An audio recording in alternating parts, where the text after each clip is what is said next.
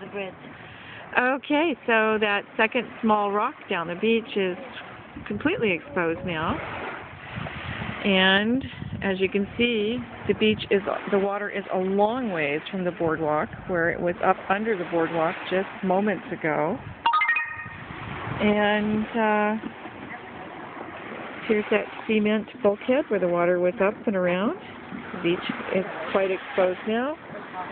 Down below my feet where the water was, a lot of beach exposed. These interesting pilings down here, most of which had become pretty much submerged when the water rose.